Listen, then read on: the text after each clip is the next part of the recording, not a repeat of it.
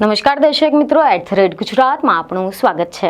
જૂનાગઢ જિલ્લાના વિસાવદર પેટા ચૂંટણીમાં આમ આદમી પાર્ટીના ઉમેદવાર ગોપાલ ઇટાલિયાની જીત થતાની સાથે જ રાજકારણમાં નવી જ હલચલ શરૂ થઈ ગઈ છે।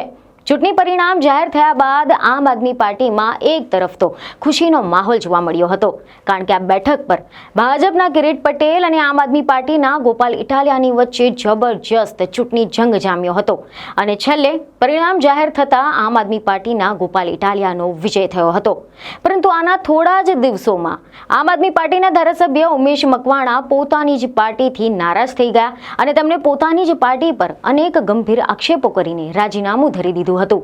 જી હા, સમાચાર એવા સામે આવ્યા હતા કે 26 જૂનના રોજ ધારાસભ્ય ઉમેશ મકવાણાએ આમ આદમી પાર્ટીની જવાબદારીઓ પરથી રાજીનામું આપ્યું હતું। જો કે તેમણે ફક્ત ધારાસભ્ય પદેથી જ રાજીનામું આપ્યું ન હતું, જેના બાદમાં ઉમેશ મકવાણાના આક્ષેપો અને રાજીનામા બાદ આમ આદમી પાર્ટી દ્વારા તેમને 5 વર્ષ માટે સસ્પેન્ડ કરી દેવામાં આવ્યા હોવાના પણ અહેવાલો સામે આવ્યા હતા।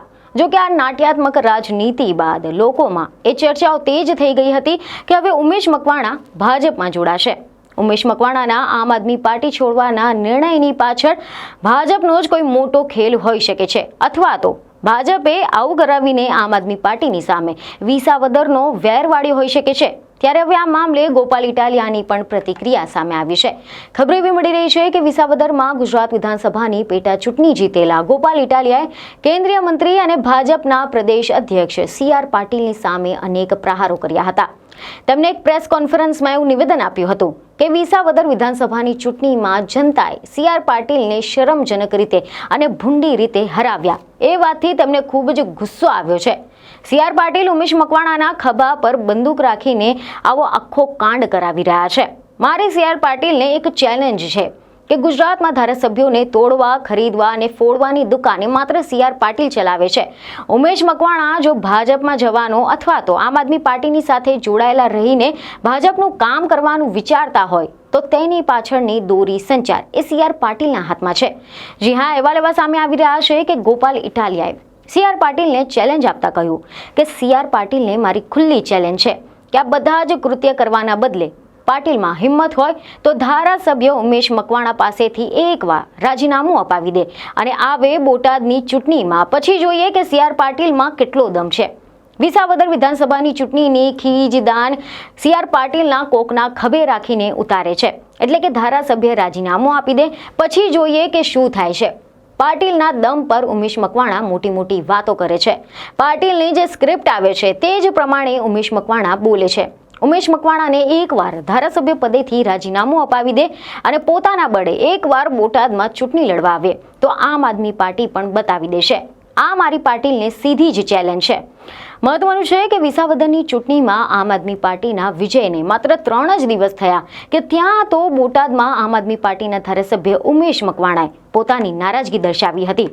ઉમેશ મકવાણાએ ગુજરાત વિધાનસભામાં આમ આદમી પાર્ટીના દંડકના પદેથી તેમજ પાર્ટીના રાષ્ટ્રીય જોઈન્ટ સેક્રેટરીના પદેથી રાજીનામું આપી દીધું હતું। તેમણે આમ આદમી પાર્ટીના રાષ્ટ્રીય કન્વીનર અરવિંદ કેજરીવાલને રાજીનામું મોકલ્યું હતું, જેમાં તેમણે એવું જણાવ્યું હતું કે પાર્ટીમાં મારી સામાજિક સેવાઓ ઘટી જવાથી હું તમામ હોદ્દા પરથી રાજીનામું આપું છું। પાર્ટીમાં કાર્યકર્તા તરીકે ચાલુ રહીશ। આ સમયે તેમણે પાર્ટી સામે કેટલાક આરોપ પણ મૂક્યા હતા। આ સાથે જ એક પત્રકાર પરિષદ બોલાવીને ઉમેશ મકવાણાએ એવું નિવેદન આપ્યું હતું કે રાજકારણમાં જાતિવાદની અસર વધતી જાય છે। 2020માં અને અગાઉ પણ હું ભાજપનો કાર્યકર હતો, પછી હું આમ આદમી પાર્ટીમાં જોડાઈ ગયો અને વર્ષ 2022માં બોટાદનો ધારાસભ્ય બન્યો, પરંતુ પછાત સમાજનો અવાજ ઉઠાવવાની વાત આવે ત્યારે કંઈક ખૂટતું હતું અને આમ ઉમેશ મકવાણાએ વિધાનસભાના દંડક પદેથી તેમજ પાર્ટીના રાષ્ટ્રીય જોઈન્ટ સેક્રેટરીના પદેથી રાજીનામું આપી દીધું, પરંતુ ધારાસભ્ય પદેથી હજુ સુધી રાજીનામું આપ્યું ન હતું। આ વિશે તેમણે જણાવ્યું કે હું મારી જનતાની વચ્ચે જઈને નિર્ણય લઈશ। તો બીજી તરફ ઉમેશ મકવાણાએ રાજીનામું આપી દેતા પાર્ટીની વિરુદ્ધ કાર્યવાહી કરવા બદલ તેમને પાર્ટીમાંથી 5 વર્ષ માટે સસ્પેન્ડ કરવામાં આવ્યા હતા। ઈશુદાન ગઢવીએ ઉમેશ મકવાણા પર કહ્યું કે પાર્ટીએ તેમને 5 વર્ષ માટે સસ્પેન્ડ કર્યા છે। આમ આદમી પાર્ટીના ધારાસભ્ય ઉમેશ મકવાણાએ આમ આદમી પાર્ટીની વિરુદ્ધ અને ગુજરાતની જનતાની વિરુદ્ધ કામગીરી કરી છે અને તેના બદલ આમ આદમી પાર્ટીમાંથી 5 વર્ષ માટે તેમને સસ્પેન્ડ કરવામાં આવે છે। સોશિયલ મીડિયા પર પોસ્ટ કરીને ગુજરાતના આમ આદમી પાર્ટીના પ્રદેશ પ્રમુખ એટલે કે ઈશુદાન ગઢવીએ આ અંગે જાહેરાત કરી હતી। મહત્વનું છે કે આ પ્રકારની ઘટના રાજકારણમાં બનવી એ કોઈ નવી વાત નથી. છેલ્લા કેટલાય સમયમાં વિપક્ષના ધારાસભ્યો પોતાના ધારાસભ્ય પદથી મુદ્દત પૂરી થાય એની પહેલાં જ રાજીનામું આપીને ભાજપમાં જોડાઈ જતા હોય છે અને પછી પેટા ચૂંટણીમાં ભાજપના ઉમેદવાર તરીકે વાપસી કરતા હોય છે અથવા તો ટિકિટ ન મળે તો બીજા કશોક લાભ મેળવીને રાજી રહેતા હોય છે. ત્યારે હવે આવામાં આગામી સમયમાં ઉમેશ મકવાણા શું કરવાના છે તેના પર સૌ કોઈની નજર ટકેલી છે.